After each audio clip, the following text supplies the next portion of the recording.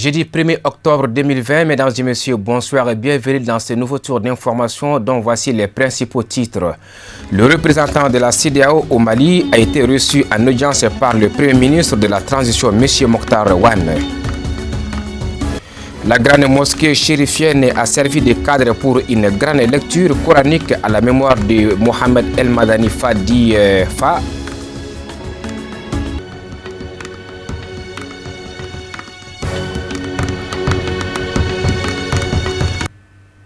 Mesdames et messieurs, bonsoir et bienvenue dans ce journal. Je vous le disais dans le titre, le Premier ministre chef du gouvernement, Mokhtar Wane, a reçu ce mercredi 30 septembre 2020 le représentant de la communauté économique des États de l'Afrique de l'Ouest au Mali, son Excellence Hamidou Boli.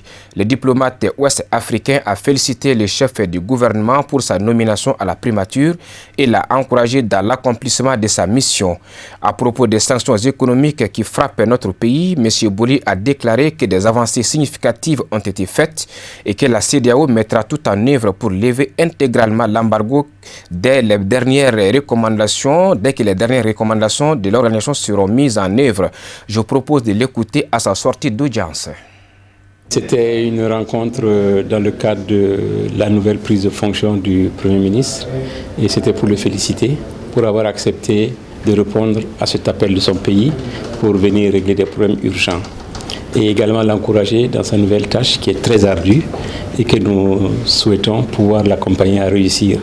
En tant que CEDEAO ici, nous sommes à la disposition donc, des autorités de ce pays pour les aider à faire avancer les choses. Oui, les sanctions, c'est un problème que nous avons dû mettre en place, pas par bonté de cœur. C'était dans l'obligation, ce sont nos textes fondamentaux qui l'exigent, qui demandent que lorsque le pouvoir change de façon non constitutionnelle, les pays soient frappés par ces sanctions. Donc c'est des sanctions qui sont mises en œuvre pour essayer de ramener vite le pays sur le bon rail. Donc dès lors que le Mali va se soumettre aux exigences de la CEDEAO, les sanctions seront totalement levées. Pour l'instant, il y a eu de grands pas qui ont été faits. Le président civil, le Premier ministre nommé civil. Il y a aussi la libération des détenus dans le camp militaire de Kati. Donc tous ces détails doivent être un peu clarifiés. Et je crois que c'est très bientôt ça va être fait. Et vraiment c'est une question de jour. Donc dès que ces clarifications sont faites, les sanctions seront totalement levées. Mais il faut savoir que les sanctions qui ont été posées, ce ne sont pas des sanctions dures, c'est des sanctions modérées, puisqu'il y a la possibilité de l'importation des denrées de première nécessité. Donc en fait, on tient compte de la vie des populations pour qu'elles ne soient pas affectées. Voilà, c'était là l'émissaire de la CEDEAO reçu en audience par le Premier ministre de la Transition.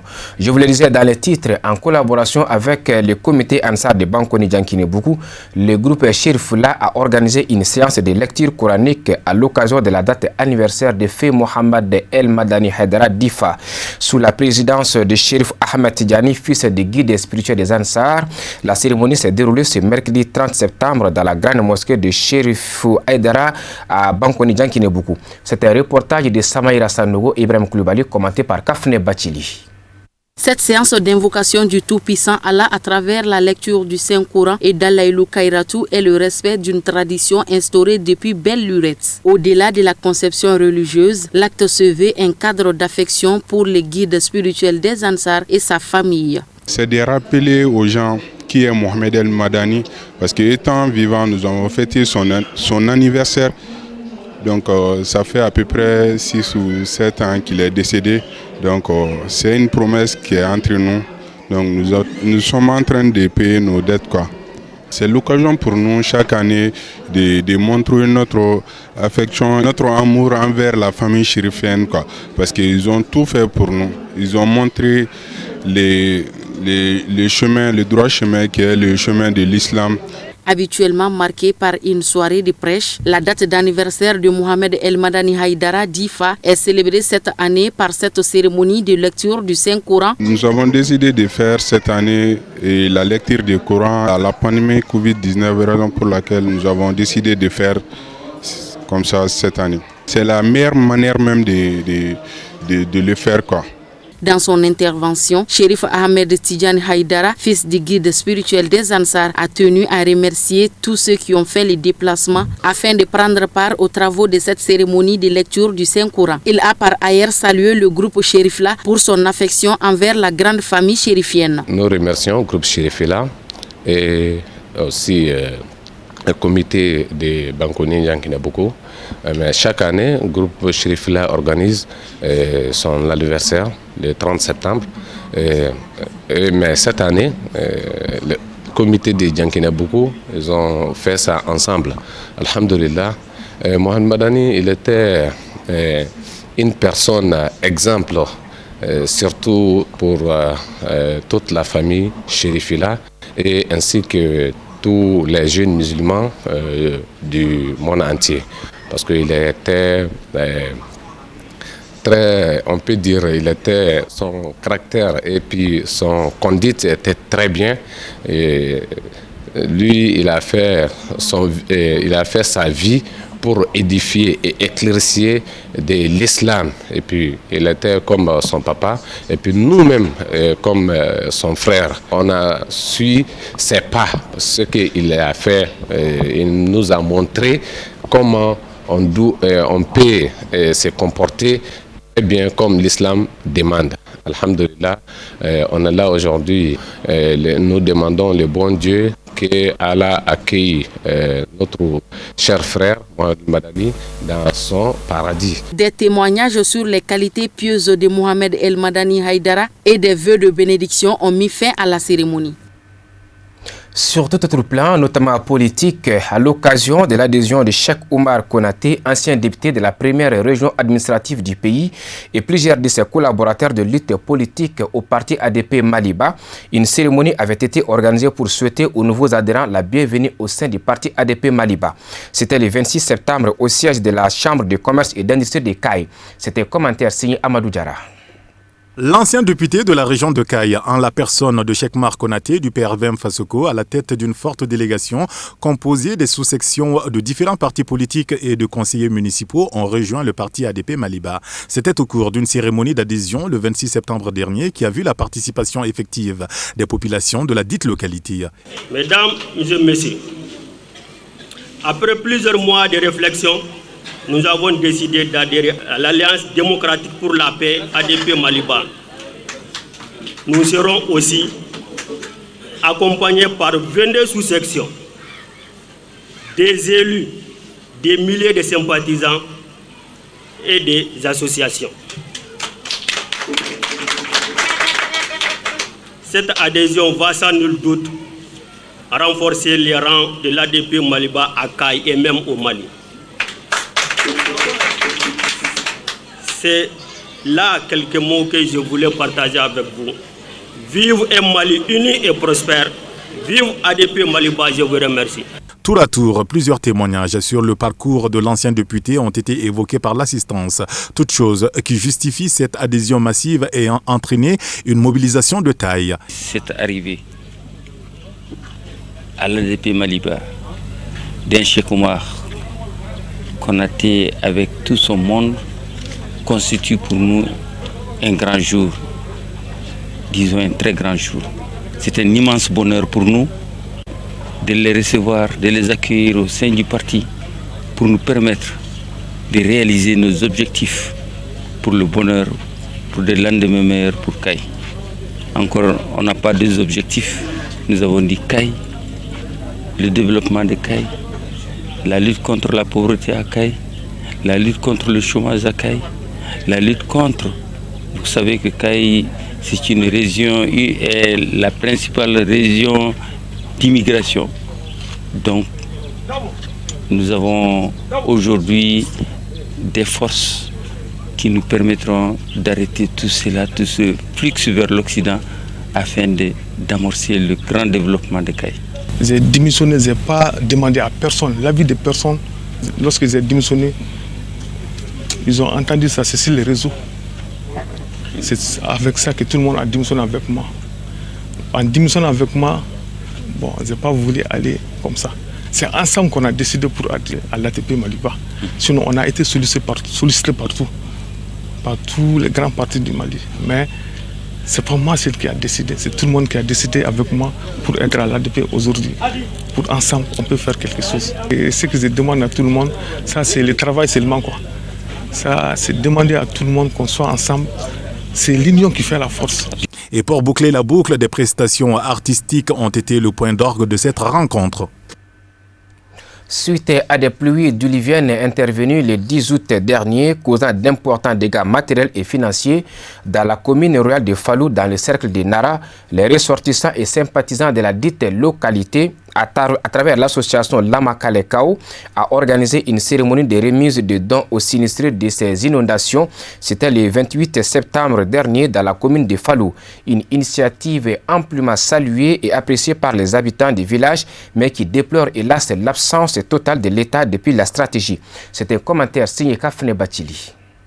La commune rurale de Fallou, située à 110 km du cercle de Nara, a connu une grande inondation suite à des pluies diluviennes survenues le 10 août dernier, causant de nombreux dégâts matériels et financiers, ravageant des champs et entraînant même la perte des vies humaines. C'est dans cette optique que les ressortissants et sympathisants de la commune de Fallou, par le biais de l'association Lamalakekao, a décidé de faire un important don aux sinistrés d'une valeur de 11 millions de francs CFA. L'association a entrepris les actions suivantes. Dans un premier temps, nous avons collecté 3 712 500 sur lesquels 1 622 500 ont été dépensés pour les besoins d'urgence, d'où était la présence d'une première délégation en date du 12 9e mois 2020, y compris les 9 cartons de bidons vides offerts par la protection civile de Koulougoro.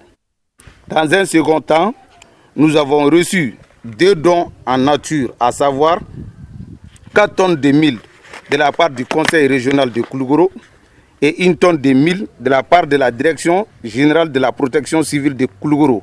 4 135 000 de la part des ressortissants de Koulougoro et résidents au Gabon, dont 4 15 000 ont été dépensés pour acheter 11 tonnes de mil, 2 190 000 pour les 6 tonnes de riz encore collectées par l'association Lamalakao, 2 tonnes de mil de la part de l'ex-honorable Mahamadou Djarisso, ce qui fait un total de 24 tonnes à répartir entre les... Dans le cercle de Nara, plus de 17 villages ont été touchés par cette inondation féroce et les autorités de la dite localité déplorent l'inexistence totale de l'État depuis la triste tragédie. Nonobstant la contribution et le soutien des ressortissants et sympathisants de la commune de Fallou, ils ont lancé un cri de cœur à l'endroit de toutes nos autorités. Nous lançons un appel à nos autorités nationales et internationales afin de faire des expertises sur cette eau mythique qui continue à provoquer la famine et autres conséquences rendant la vie plus difficile à la population de la commune rurale de Fallou. Je ne saurais terminer ce discours sans remercier M. C.C. Komé, opérateur économique, qui a donné 30 tonnes de riz à la commune de Fallou. C'est un ressortissant du cercle de Nara. Et à toutes les personnes qui nous ont aidés de près ou de loin dans le cadre de l'humanité, de solidarité et de la cohésion sociale. Un clin d'œil à l'ADECNA et l'ONG Islamique et Relief qui ont fourni beaucoup d'efforts pour nous venir en aide dans cette situation délicate. Et vive l'association Lamalakao dans une commune non inondée et dans un Mali prospère. Une remise symbolique des dons composés de sacs de riz et du mil aux différents villages très touchés par cette inondation. Les bénéficiaires ainsi que la chefferie traditionnelle de la commune n'ont pas du tout occulté de remercier les ressortissants et sympathisants, particulièrement celle de l'association Lamalakekao, pour cette belle initiative qui honore la commune tout en interpellant les plus hautes autorités du pays à tout mettre en œuvre pour juguler ces problèmes qui n'a que trop duré. Amadou Diarra nous commente l'actualité africaine et internationale. C'est en bref et en images.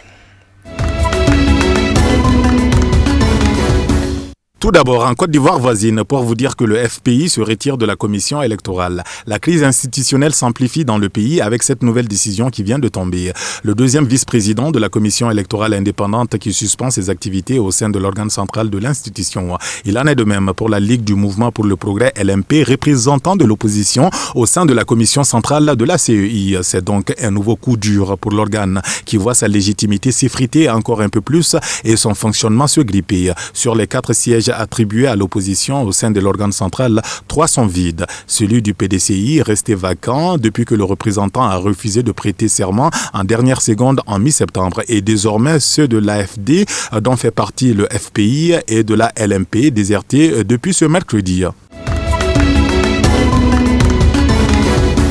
Toujours en Côte d'Ivoire et nous vous reparlons du FPI. L'ex-première dame sort peu à peu de son silence dans un entretien exclusif accordé à France 24 depuis la capitale. Simone Gbagbo, deuxième vice-présidente du Front populaire ivoirien FPI et épouse de l'ancien président Gbagbo, estime que la candidature à un 3e mandat du président sortant, Alassane Ouattara, est anticonstitutionnelle et qu'il doit la retirer. Elle affirme soutenir les appels à la désobéissance civile lancés par l'opposition, ajoutant que les conditions pour une élection transparente ne sont pas réunies. Selon elle, une véritable alliance de l'opposition s'est formée contre cette élection prévue le 31 octobre prochain. Le report de la présidentielle s'impose, assure-t-elle. L'ancienne première dame de Côte d'Ivoire demande également une réforme de la commission électorale, du Conseil constitutionnel, un audit de la liste électorale et la libération des prisonniers politiques. L'actualité africaine sur un tout autre plan. La première puissance économique du continent africain fête ses 60 ans d'indépendance. Les célébrations des 60 ans de l'indépendance du Nigeria resteront très limitées cette année. Mesures anti-Covid obligent. Plusieurs gouvernements locaux, dont l'État de Lagos, ont d'ores et déjà annoncé qu'ils annulaient leur défilé militaire. Les cérémonies seront donc concentrées à Abuja où une parade est prévue. Le président Muhammadu Buhari s'est exprimé tôt ce matin à la radio et à la télévision d'État, mais pas en public comme initialement prévu. Mais l'intérêt des Nigériens pour cette date anniversaire est limité. Ce 60e anniversaire de l'indépendance en pleine crise économique n'a donc rien de flamboyant pour le pays le plus peuplé d'Afrique. Le président kenyan Uhuru Kenyatta a lancé mercredi sa visite de 5 jours dans l'Hexagone. Pour sa première soirée à Paris, la capitale, il a été reçu au palais de l'Élysée par son homologue français Emmanuel Macron. Lors de ce déplacement effectué avec 5 ministres, Uhuru Kenyatta devrait participer à une conférence de la Banque publique d'investissement, une rencontre avec le patronat français et paraffer des contrats d'envergure. Il y a un an, lors de la visite d'Emmanuel Macron au Kenya, les deux présidents s'étaient engagés sur plusieurs projets d'infrastructure. Mercredi, ils ont signé notamment un contrat de concession autoroutière reliant Nairobi à Nakuru et une liaison ferroviaire entre la capitale et l'aéroport. Les États-Unis d'Amérique consolident leur coopération militaire avec la Tunisie. Le secrétaire américain à la Défense, Mark Thomas Esper, était mercredi 29 septembre à Carthage dans le cadre d'une tournée au Maghreb. Tunis salue le renforcement de liens déjà étroits avec Washington, alors que son allié américain le considère depuis 2015 comme un allié majeur non membre de l'OTAN. Cette visite aura été l'occasion de nouveaux engagements. Les États-Unis constituent un allié de poids en Tunisie pour lutter contre les incursions terroristes depuis l'Algérie et depuis la Libye. L'une des craintes majeures vient de la frontière sud où le conflit libyen menace de déborder ses frontières. La menace d'une instabilité régionale associée aux ingérences étrangères sur le sol libyen sont prises très au sérieux et le partage de renseignements figure également sur la feuille de route de la prochaine décennie. Et enfin, la présidente de la Commission européenne, Ursula von der Leyen, a annoncé ce jeudi que l'Union européenne a lancé une procédure d'infraction contre le gouvernement britannique en raison de son projet de loi controversé qui revient en partie sur l'accord du Brexit. Rappelons que les Européens avaient laissé au Royaume-Uni jusqu'à la fin du mois de septembre, c'est-à-dire ce mercredi, pour retirer leur texte. Le lancement de cette procédure est annoncé au moment où les négociateurs britanniques et européens sont réunis à Bruxelles depuis mardi pour un cycle de négociations décisif sur leur future relation commerciale qui doit s'achever normalement vendredi.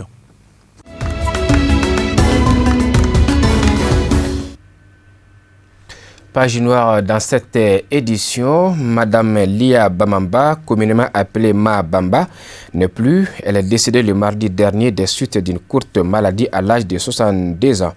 Elle était déléguée chargée des questions de la femme, de l'enfant et de la famille de la sous-section palméraire des Ansar, également fervente disciple de la famille chérifienne, d'où ses relations étroites avec Ina Haidara, la fille du guide spirituel des Ansar à Seri Chérif Ousmane Madan Haidara.